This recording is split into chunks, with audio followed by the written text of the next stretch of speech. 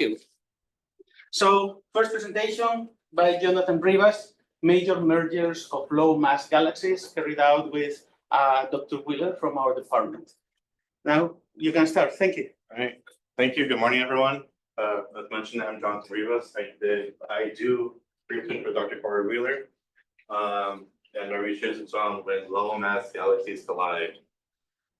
So before I go into my spiel on my research, first I kind of want to define what is a galaxy. You know, like when I say galaxy, like what comes to mind when you say galaxy?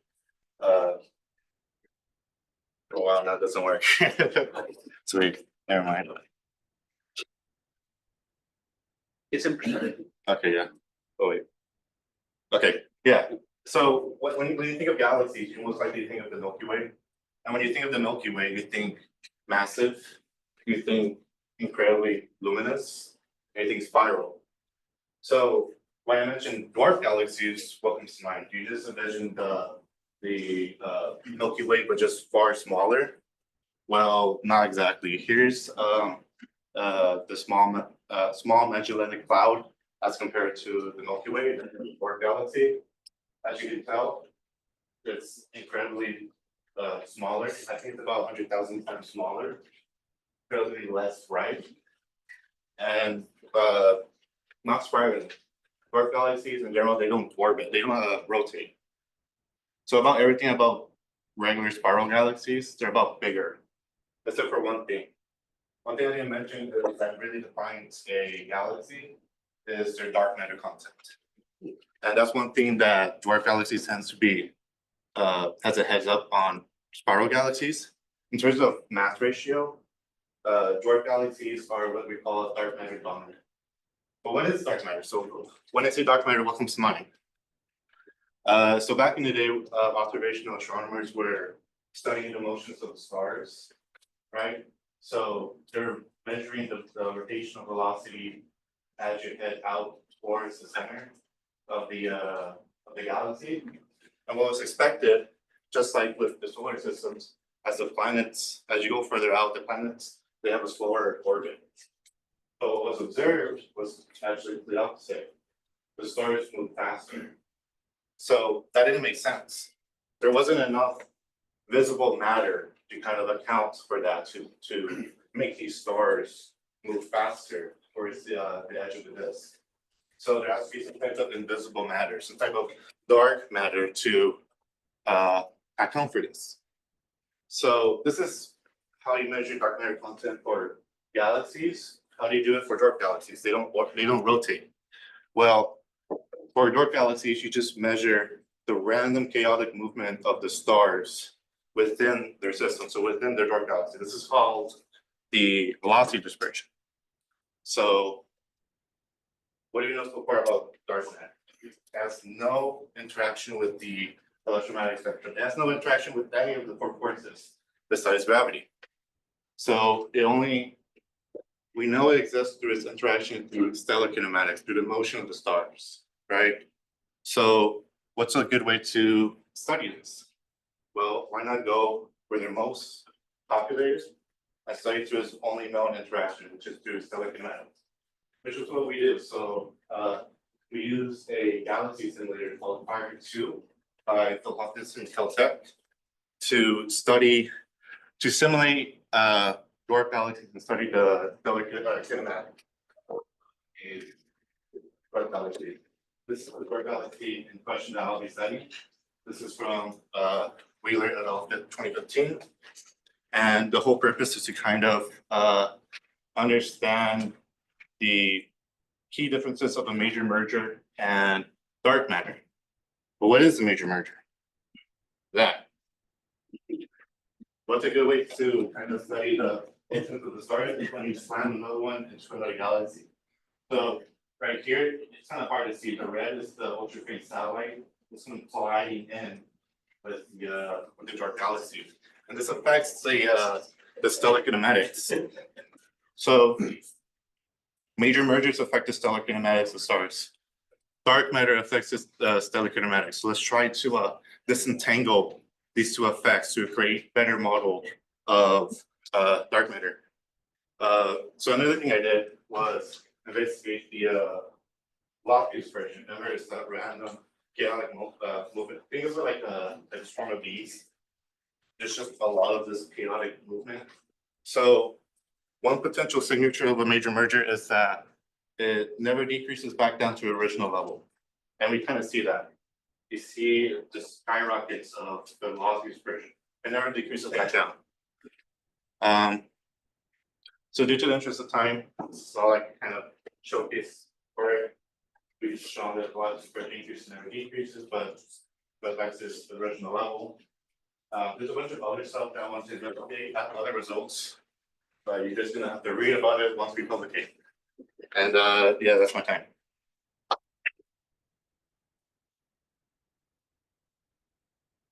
Thank you. So now we will have some minutes for questions.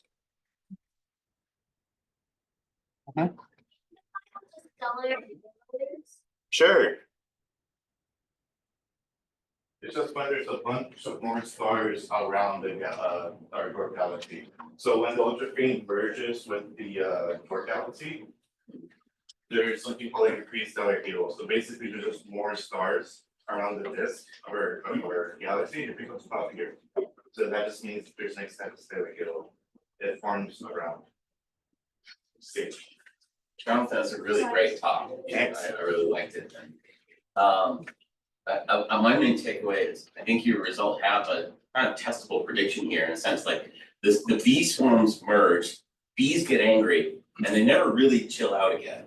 So you do have a prediction that if you see a galaxy with very angry bees, that it must have been a merger, right? And you might be able to tell whether they've undergone that versus not, correct? Yeah.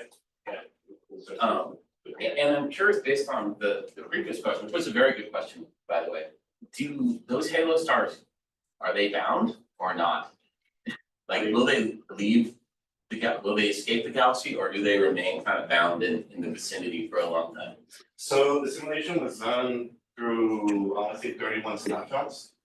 I want to say towards the end, most of the stars kind of stick around towards the galaxy. But if you notice, I also have like a bunch of random star particles. It's like kind of like a very miniature satellite. Yeah, That's not nice. like flukes. Yeah, I'm not worried about that one so much. Yeah, Any of the random blue dots sort of leave and don't come back, I'm curious. they kind of just stay, for the most part, they stay completely like blended together towards the end. But I'm not too sure if they stay bounded. I think we'll need to do more snapshots to kind of see if they stay bounded to I guess,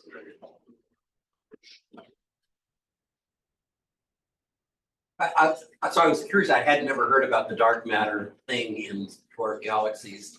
And I noticed that at the upper end, it's not that much of an excess, but at the lower end, maybe an enormous excess.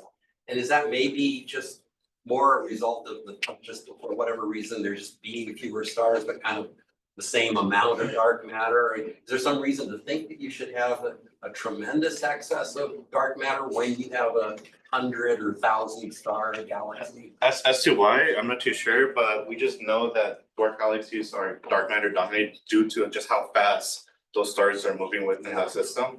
Like the faster they are, the less material, like star material there has to be some amount of matter to increase that increase of rotational orbital speed. Yeah. So I guess that's what, unless you want to chime in. Because it's, yeah, this is the supernova compared to the potential well, they kick out most of the gas, so most of that gas gets blown out, never forming stars.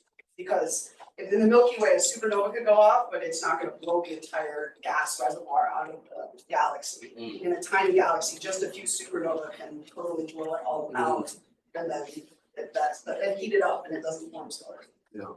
The same thing AGN did on the more massive side, as you pointed out, when you get even more massive than the Milky Way, active galactic nucleus, all Right. heats up that gas.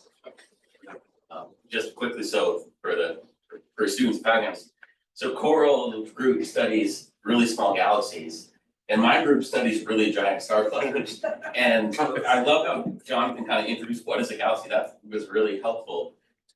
What's kind of crazy is the largest star clusters I study have as many stars in them as these small galaxies. So the functional difference is that the galaxies have the dark matter bound together and star clusters don't, because they're just embedded within the larger galaxy.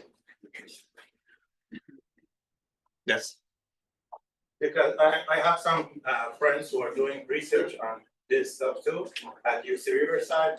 They say that sometimes when the galaxies collide, you see that the center of mass of the galaxy is not where the visible stars are. So it actually, because I think it has acceleration, the cloud or dark matter is left behind sometimes. Yeah, I think they get shifted. I think I had a mass distribution when the satellite merges with the host galaxy. We see like this weird distribution of the mass from the center. It can be indicative of the dark matter halo. All right, thank you.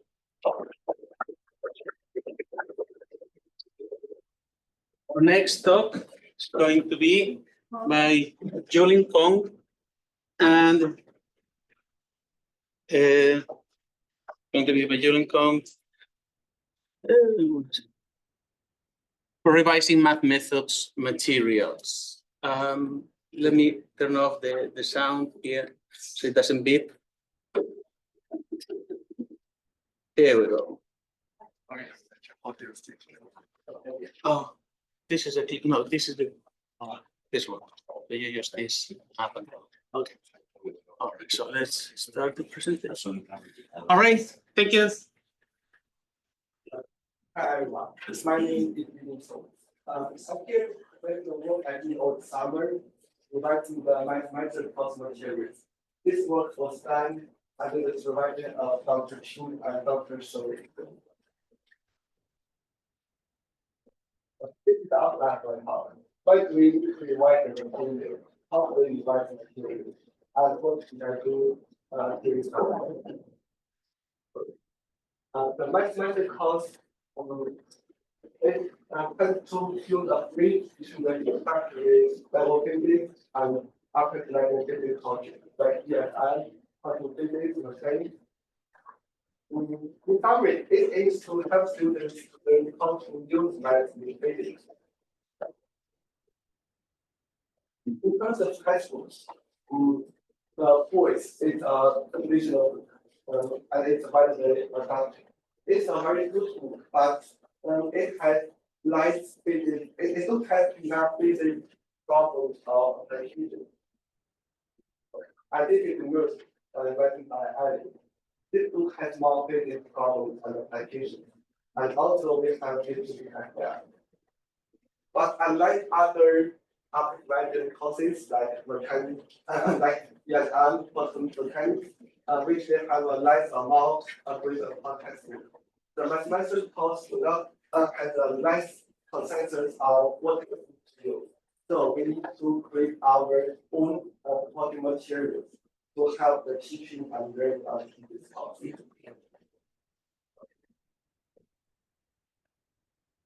Mathematics course is always a training class, and there are 9 topics covered in the this topics.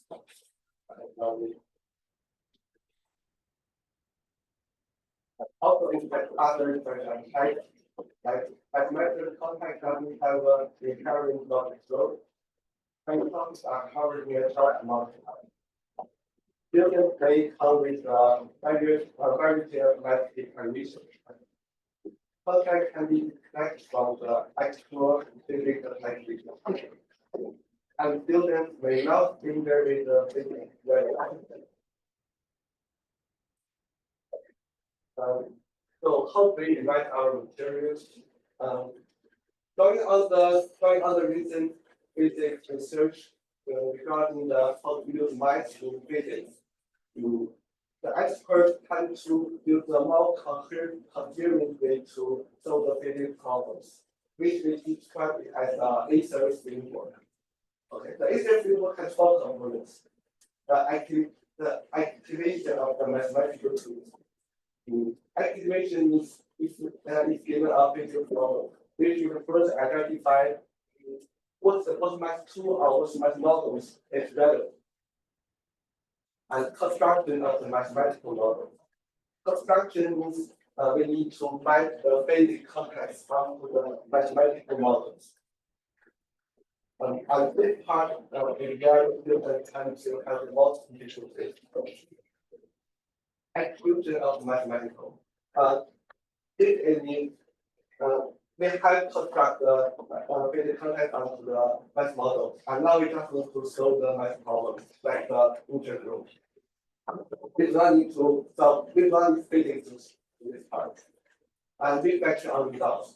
This is the student mostly tend to forget after they get results.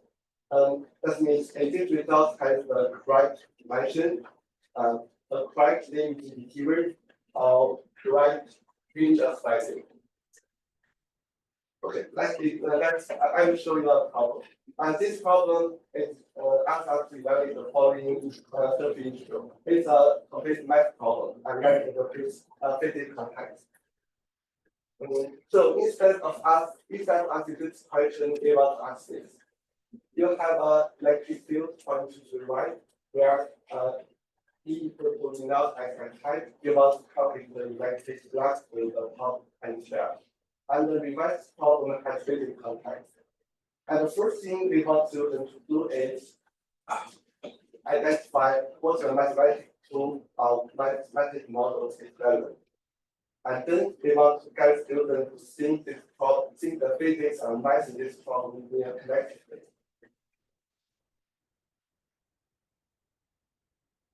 With the philosophy in mind, we want to introduce topics in various physics contexts and do this more consistently and explicitly.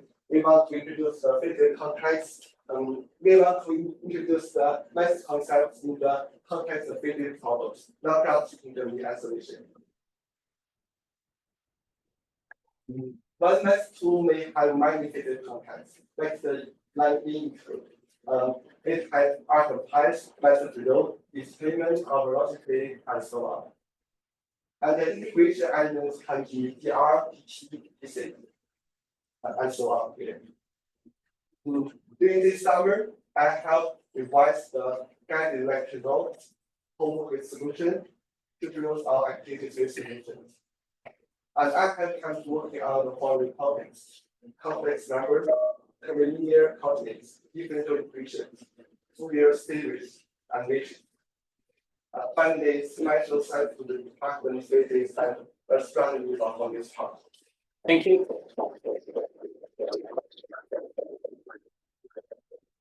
Now we have 2 minutes for questions.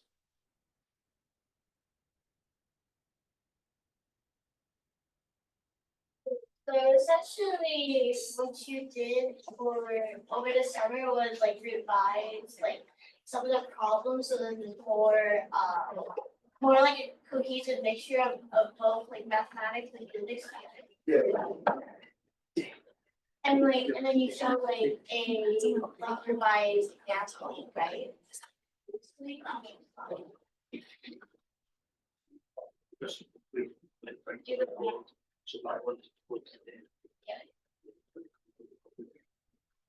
Yeah, so great. So is this like the format and how you revised it? Yes, this question maybe is our tutorial problem. Interesting. It's gonna take it might take some students like a bit of trouble to get used to this new format.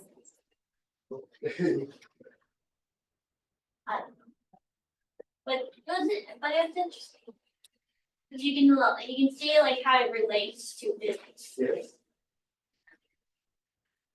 Well, for this example, if you're following it up, right, is the goal here for students to be able to perform the direct integration, and in this case, show that it's going to be zero, or is the goal to be conceptually, it won't be zero if it's vertical, it still will be zero if you flip it around? Like, is it exploring symmetries the main goal? Is doing the calculation the main goal, or is it both of these? Yeah. For this problem, I think the first thing, okay, I just did there. The first thing is to find the mathematical tool, but for this problem, you do not find that. What I have given you is something to do. And the second part, we need to find the formula. I think for this problem, the sphere control is better, right? Yeah, and then, yeah, right. I mean, what's the linear effect on the results that we get? Yeah, concentrate. Yeah. Yeah, concentrate. For example, this part, they use the whole part of high square and then actually field in the.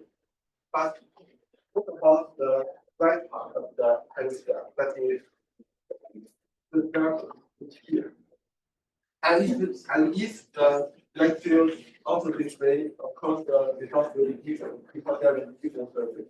But what we then we change the part of time sphere, or we also change the direction of the electric field. That means it's not the parallel to the ground, it's vertical. It's here. Yeah. At this time, the part of the hemisphere and the direction of the electric field are different. But if we rotate the graph, we can say the integral, I mean the surface, the surface and the electric field are same if we rotate that graph. So this is what we want to explore. That means if there are two problems, you know the answer is this side, the other should be same, this answer should be same.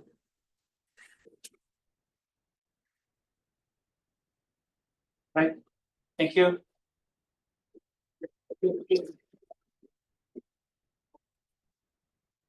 Right, our next talk is going to be given by Jade Arreguin. It's going to be probing the ultimate low mass limit of galaxy formation. Just 1 second to get the presentation. And we're going to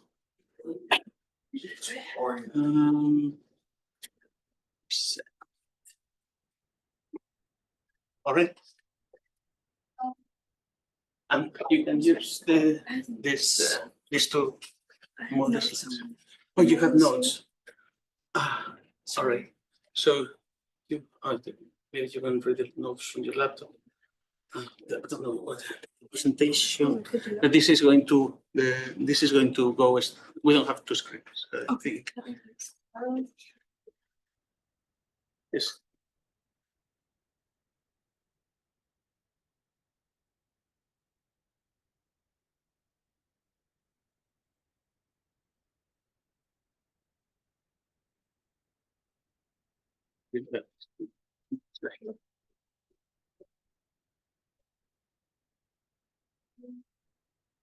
She has notes. Oh, there he is. Sorry. She has notes. Oh, okay. I see. How do I go back? Yeah. Okay, cool. Hi everyone, I'm Jade Arreguin. I'll be presenting the making a low mass limit of ultra-faint dwarf galaxies. I've been working in the direction of Dr. Yulin. And so let me start by introducing you guys to the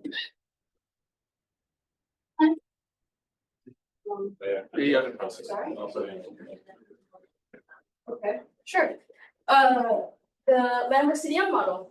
So it starts off like this. You have dark matter that comes together into more and more massive structures that's known as dark matter halos. And you have these huge gravitational wells formed by these halos that allows the crushing and collapsing of gas clouds into stars and subsequently galaxies and galaxy clusters. Now you see on the animation on the right that form the sort of clumping together of this dark matter. Now, as one may assume, in low mass halos, you get lower mass galaxies, and I studied the lowest of the low, what's known as ultra-faint dwarf galaxies. And only in recent years there have been an influx of discoveries of these ultra-faint dwarfs. And with that, there's been an influx of interest in simulations of the Lambda-CDM model. Now, with the interest in the simulations, what researchers saw from the Lambda-CDM model was at first shocking. It spread what was known as the missing satellites problem. And this is described as the discrepancy between the number of subhalos seen in the Lambda-CDM model and the number of observed galaxies we saw looking up at our own Milky Way. Now, because of simulations like the one that I studied, FIRE, we have made great strides in solving this problem. In fact, it's actually solved up to the scalar mass limit 10 to the 5 solar masses, which is just a description of like how small we describe a galaxy. This is the Cal Poly Pomona Dwarf definition. So my goal is to expand beyond this limit, study ultra-faint dwarfs and get ahead of observations, start creating predictions of what we expect to see past this limit observation. I'll skip the specifics of the kind of complicated graph on the right, but essentially, in order to make these predictions, we study the conditions under which these galaxies form, namely the mass of their halo and the stellar mass that they end up resulting in having. And ultimately, I'm going to look at the evolution over time and look at special case studies that I'll see outside of the standard deviation on the graph on the right. This is just sort of a kind of diagnosis graph that I use. To show off the first galaxy, you'll see on the left here an image of the dark matter halo of the galaxy, as well as star particles plotted over top. And on the right is the gas composition. Up top is the temperature and the density on the bottom. So you notice that the temperature and the density are highest at the center. And this is kind of typical galaxy behavior. Now, in contrast to that, I have a galaxy here that has no discernible structure in its gas. And some of you may have also noticed there's only 2 star particles in the image on the left. And this is just the nature of UFDs. They're, to put it simply, but it's my job to determine why stuff like this is happening. And but there's still a lot that we can learn from phenomena like this. Now, this is only a sort of proof of concept at the moment, since I plan on taking this research further back in time. What we're looking at right now was just data from a snapshot of today. And so these UFDs were long past their star forming years, but ultimately I'm gonna look back at the earlier years and find the conditions under which these galaxies form, and ultimately find a low mass limit for the dark matter halos that are capable of forming UFDs.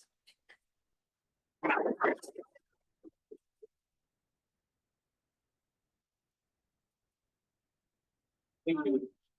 Now we have some minutes for questions. So star particle. A star particle, so it's a difference in a star and a star particle. That's the funny thing. So our simulations, they only go up to a certain resolution. I'm studying one of like the highest resolutions, right? And so once these fast particles reach a certain temperature and a certain density, they collapse into a star particle of a certain mass. So they're always going to start at a mass of 30 solar masses for my case. But in other resolution simulations, like in the past, I've practiced on simulations where the lowest star particle mass is 250 solar masses. Yeah, so you have like only the stars, or like you can consider these also like star clusters, but yeah, sometimes we can represent single stars, but not very often. Usually you're looking at star clusters. It says finite moment of formation with respect to Z surrounding census. What does Z stand for? Z is like the redshift, so that's like one of the ways that we look back in time. It's just like a special astronomers, only astronomers will know. But essentially, if you see that the redshift is high, you can just automatically assume that we're looking further back in time. And around Z to 1036 is the special era that I call the Re-ionization period, which is a whole like Pandora's box. But that's a lot of the information, or that is a lot of like where the action is going on. Just to tie Z to what something everyone in the room should understand, it's related to the scale factor that the amount the universe has expanded since then. That's what it really is. I have a question. So, like, for this being satellite, what is the M star? Oh, wait. Right down there, it says like. M star. Yeah, just look at them stars. So that's the stellar mass of the galaxy, and this is just like the cumulative mass of all the stars in a galaxy. So we're looking at around 10,000 times the mass of the sun for one galaxy. Oh, I see. And I have another question, and that's like, what's the difference between like dark matter halos and stellar halos? I haven't heard of a stellar halo personally, but I can tell you a lot about dark matter halos, and I know that they are namely described by the Landis-CDM model and come together and are the main component and what we can agree is galaxies formation. In fact, I don't think we can describe galaxy formation without models like CDM. Thank you. Yeah. So the difference from like dark matter halo and stellar halo, so remember how I mentioned how astronomers, observational astronomers were, they found dark matter? It's, as the further you go from the center, there's an increase in orbital speed. And there has to be some type of mass to account for that, because like those stars are not being flung out and they're rotating that fast, that far out. That's indicative of a dark matter halo. There has to be a halo around to kind of like maintain that. So it's just, and the stellar halo is what you meant from my talk. It's just stars being put out to the edge of the disk, the dark galaxies. So once there's visible stars, that one's just dark matter. Now galaxies form in dark matter halos. She's wondering, do they form for lower? That's Right, thank you.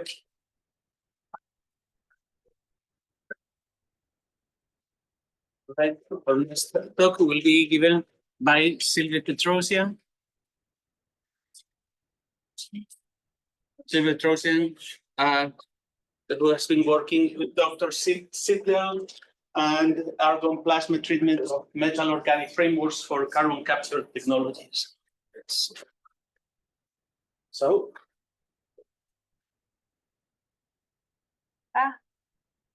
Okay. Hi everyone, I'm Silvi. I'll be presenting my research, which is Argon plasma treatment on metal organic framework for carbon capture technologies. This is a research I'm doing with Olivia, and we're working with Dr. Abramson and Dr. Sidlell. So the motivation behind our research is to address the global climate crisis. And to do this, it's very important to reduce carbon dioxide emissions.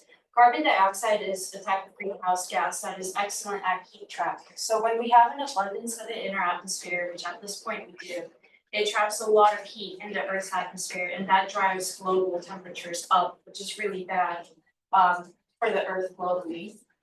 Some way, or a way to help mitigate effects is through carbon capture and storage, which is a way to capture carbon dioxide at its source, store it in a way where we can use it in a helpful way rather than just letting it be in the Earth's atmosphere.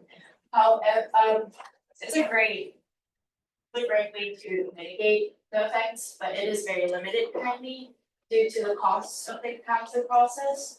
So metal organic framework, which is what we're researching, they work definitely. However, they can definitely be improved to work better for our cause. So what are metal organic framework? They are crystalline structures made up of metal nodes and organic linkers. So if you look at the top right picture, you have like the red dots representing the metal ions or nodes, and then they're connected by the black lines, which are the organic linkers that link these metal nodes together. A great way to think about it, for an analogy, is they're like molecular sponges. These crystals, they attract certain molecules. In our case, we're looking for carbon dioxide, and they keep it on its surface area. A great quality of them is that they have high porosity, so a high amount of pores, just like how sponges have pores in them, and they have a large surface area. They can also be altered, so tailored to specific needs without their underlying structure changing too much, which is great. That means we can change it to fit our need without the actual structure changing too much. They have already been used successfully in carbon capture and storage. However, there's more research needed to improve absorption of the carbon dioxide specifically. So the metal organic framework we're using specifically is UIO66. You can see it in the picture. To us, it looks like a white powder, even though on a microscopic level, it looks like a crystal. It consists of zirconium metal nodes, so the red dots, they're zirconium for us, and then benzene dicarboxylic acid linkers, those are the black lines connecting them. They have excellent qualities for gas absorption and gas separation. So again, they have high porosity and high surface area. If we were to take 1 gram of that powder and stretch it out, its surface area can range anywhere from 600 to 1600 meters squared. All that surface that can attract carbon dioxide on it, which is great for carbon capture. It has outstanding stability, even in presence of breach defects. So the word defect has a bad connotation to it. However, for our research, it's actually what we're looking for. So on the you can't see it very well because it's covered a little bit. But on the top right picture, you can see on the left of this arrow, this is how we get the MOF initially. That's its original state. After we conduct plasma treatment on it, we get it defected a little bit. So what happens is the linkers, they rip off of it. And this is good for us because what that means is the holes at the surface of the crystals, they become bigger. So this gives more of an opportunity for the molecules to go inside the crystals, therefore more carbon absorption. And that phenomenon is called coordinatively unsaturated metal sites. So the more of them that we have, the better. They have been previously shown to be very effective for carbon capture. Argon there are very many known chemical ways to do this. However, they typically lead to environmental problems. They have increased preparation costs and they're very time consuming. We need something that works faster, and there is literature review and past research that shows that argon plasma bombardment at atmospheric pressure and temperature can create similar effects. So one literature review we're following closely has shown reports that originally it yields 49% carbon dioxide on the surface, and after bombardment, it goes up to 70% yield, and then through further bombardment, it can actually go close to about 90%. Okay, so plasma reactors, just a quick brief overview. Plasma is the fourth state of matter. So we know gas more commonly is where molecules at that point begin to move very fast. At the level of plasma, they move so fast that electrons separate. So you have an environment of freely moving gas ions, and then their electrons. We will be using atmospheric plasma, so we achieve this plasma at atmospheric pressure, atmospheric pressure and temperature. So for us, it will be 60 degrees Fahrenheit. We will be having access to plasma reactors through Dr. Abramson's laboratory. We have a commercial plasma reactor that works on or with argon-based plasma, and then a Cal Poly Pomona laboratory-made plasma reactor that uses helium-based plasma. So our goal specifically is to replicate results that show that carbon adsorption abilities of MOS are improved with the use of the commercial reactor. And once we have those results, we'll be doing the same thing again with the laboratory made. And the purpose of that is because the laboratory made plasma reactor is much cheaper than the commercial reactor. So this will be an extremely cheaper, more feasible way of improving carbon capture technologies. It will contribute to a range of research conducted on this topic and definitely add to the knowledge of the field of metal organic framework, which is a relatively new field in organic chemistry, but a very prominent.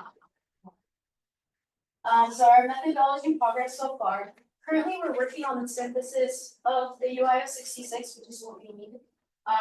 Meanwhile, we're experimenting on previously synthesized UIO67. The current synthesis of UIO66 and previous synthesis have been done in the chemistry department here at Cal Poly Pomona. We will be conducting plasma treatment on UIO67 with a commercial reactor. What is UIO? Is it a transuranic element? UIO actually stands for University of Oslo, which is where they were developed.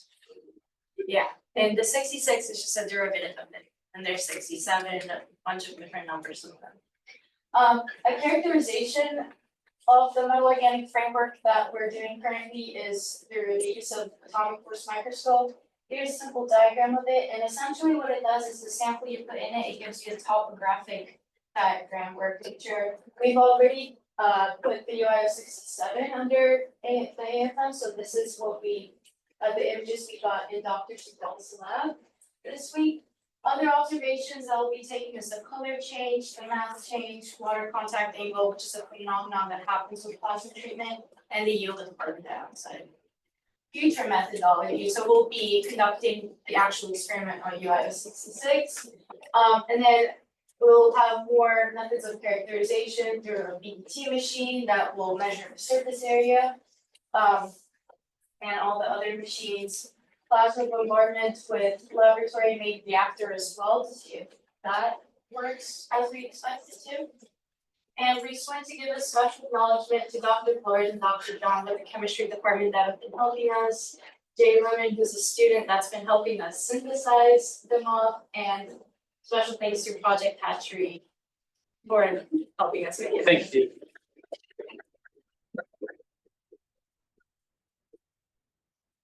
Have time for maybe a couple of questions. Okay, so you talked about organic linkers, is that like a chemical bond, are you able to tell a Yeah. little bit more? Okay. It's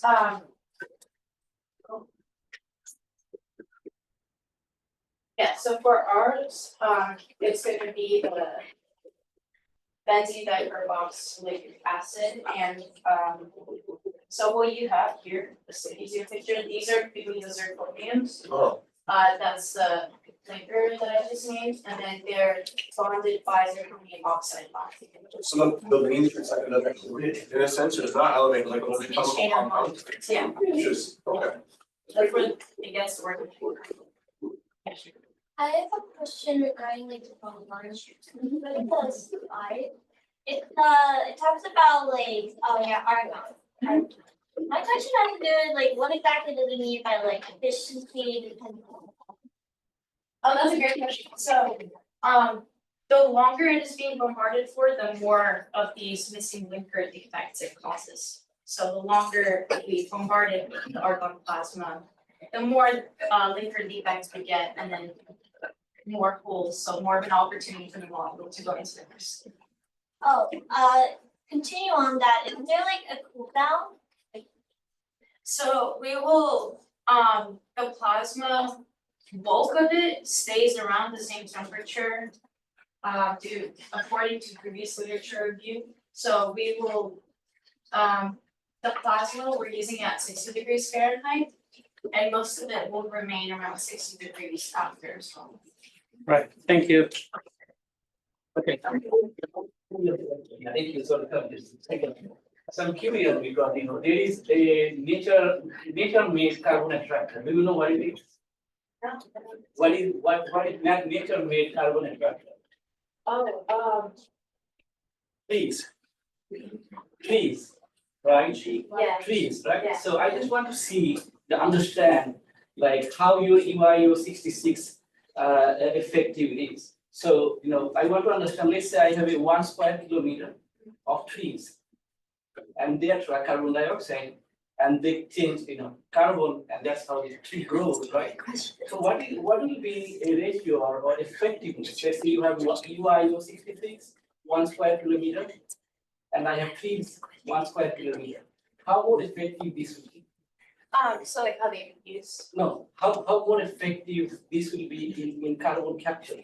How much more carbon they will capture compared with trees, 1 square kilometer? Oh, I see. I forget the exact amounts, but one of the benefits of MOFs is that it can be used in, so we should use a broad range of things together, but something is that I think would be a reservoir application is capturing earthquake source, so you have a factory, you put a little filter on the. Yeah, of course, yeah, I know the benefits. I just want to know how more powerful it is. I don't know this number off the top of their head, maybe they take this question on the slide. Yeah, that's right to see, in a way to make audience more interesting. So again, the UI 66, before the treatment, it shows to be around 50% yield. So the research that's happening on the metal organic framework is to see what ways they can improve that 50% yield. So, yeah. That's okay. All right, Thank you. So now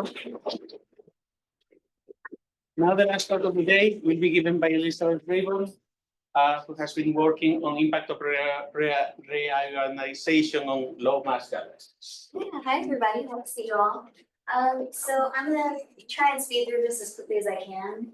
If you guys have questions, come up to me afterwards or email me or something, I'd be glad to talk about it after. But yeah, so we're doing the impact of re-ionization of low mass galaxies. And I'm gonna go into. Antes de editarle.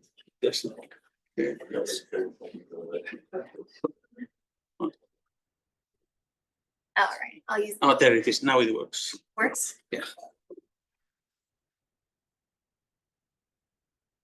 There we go. All right, so to jump into kind of background about what I'm doing, Jade mentioned opening Pandora's box. I'm the gal that does that. Re-ionization's Pandora's box. So we're going to kind of talk about how the universe was initially filled with hydrogen gas after recombination. What's recombination? Well, that was a period of the time in the universe where things started to cool a little bit. That's where the atomic nuclei were able to absorb and clash with each other for the electrons. You can ask me after. But that was a period of time where hydrogen gas, everything was neutral, things were cooling down. And then when the first stars, galaxies, and/or quasars started to show, high energy photons were emitted. And these photons started ionizing the surrounding gas. Things were getting heated up, things there's more energy going on. And it's really hard to determine when the hydrogen gas started to ionize. It's also hard to know how rapidly this re-ionization took place. There's a couple different methods used to help figure this out.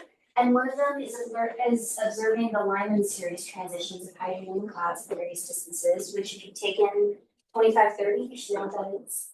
And then from this, re-ionization is determined to end at redshift of about 6. Now, Jade and Jonathan both touched on what redshift is. It's basically you're stretching the wavelengths of light to where the spectrum of light is on the redder spectrum. Now, look at this diagram here. It shows down here this redshift. So if we're going to the higher redshift, like Jade mentioned, we're going farther back in time to where everything was fully ionized at the Big Bang. Now we get to a period of recombination, like I talked about, things were kind of cool, and then we go over to the dark ages, and then after we start hitting re-ionization, where all this I just mentioned started happening, and that's when all these galaxies and really cool stuff started to form. There we go. All right, so re-ionization does impact star formation. Now I'm working with Dr. Coral Wheeler in her 2019 paper. She showcased how ultra-faint dwarfs star formation history shut down before redshift of about 2. It's covered up there. But if we look at this diagram from her paper, the blue lines indicate the classical dwarfs, and the green lines indicate the ultra-faint dwarfs. It's also plotted. You can see the redshift plotted up there, and we have our look back time in on the bottom right there, kind of backwards, what things astronomers do. But this poses the question: what's the impact of changing the strength and the timing of cosmic re-ionization background in these simulations? I'm working on the same simulations they are. I specifically am looking at this little dotted guy right here called M10Q at resolution 250. Now, this is a part of the FIRE simulation. It's a really famous astronomy thing. It's really cool, so I'm specifically looking at that simulation. This is one of the plots I made. It's not as fancy as some of the other ones you guys have seen, but it's pretty cool. So basically what I did, I looked at this one simulation. I ended up plugging in different versions of it. So I have the standard one. It looks the same as Dr. Wheeler's line, the blue dotted line. That's standard. I haven't changed anything to that. I just plotted it. Then for the blue line, that's late. What I mean by late is I took back re-ionization and I pushed it back a little bit. And by pushing it back, you see that the stars, they form pretty rapidly, and then they start cutting off. So most of the stars in this galaxy simulation have formed at that point and then started to dip off. Now the red line is really interesting. I said double all photons. It's not exactly doubling all the photons. I'm doubling the photo heating rate, the heating of all the photons, and doubling the photo ionization rate. Now if I do this, again, the stars and everything starts to form really fast, and then it stops and it cuts off. When it cuts off, that's a term we call quenching. And you can see it just completely stops. So that was one of the plots I made. And a quick little secondary plot, not too exciting, but I was able to extrapolate from this. This is the fraction of dark matter halos, the dark fraction, come over here. This down here is something called the mass, the virial radius. If you have questions about it, you can come up to me, Dr. Wheeler, and ask questions later. But it's in solar masses down there. Now, if you look at it, all these lines kind of look the same, standard rate, and doubling all the photoionization rate and photoheating. But if we look at the very top up here, we can kind of see that there are more dark matter halos potentially for the doubling photons. Now, we're going to make more plots and see if we can extrapolate more out of this, kind of zoom into this a little bit, more cumulative things. But here's my conclusions. So again, star formation history for doubling all the photons, star formation is quenched after roughly 4 billion years due to more photons heating the gas in the simulation, increasing the rate of ionization. And then for the late reionization, star formation is shifted earlier, like we saw, it speeds up quick due to later reionization. The fraction dark matter halos, again, initially there seems to be a higher dark fraction at the lowest masses for doubling all the photons, which is expected, but further investigation is needed. And then for future work, I want to look into doubling all the photoheating rate for the simulation, but just doubling that. I don't want to double the photoionization rate and see what that does. I also want to make a cumulative plot for the dark fraction. And then additionally, I want to look at a different type of simulation. So this is all for one called M10Q resolution 250. I want to look at M09 and see if that has any cool reionization property that can change. But that's it. Thank you.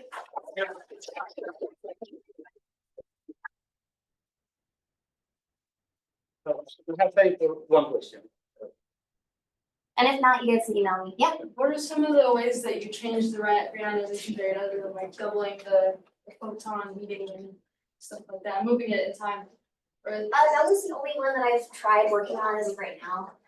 But yeah, the main two was just keeping it standard, and then the second one was pushing the reionization timeline back a little bit. But the second or the additional one I want to do is just looking at the photoheating rate. quick follow-up, what is the middle, like you move it back or forward, like earlier in time? Or how much? That's an interesting point I could probably do. But as of right now, I was just pushing reionization back. Okay. So might move it a little bit. We'll see. I also want to change different properties of reionization as well.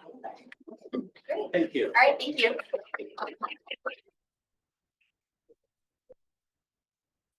Thank you, everybody, for joining us.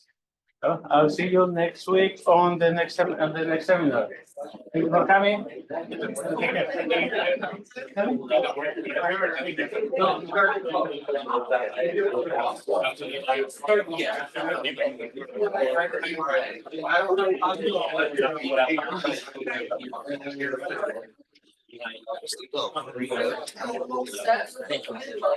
Share the link.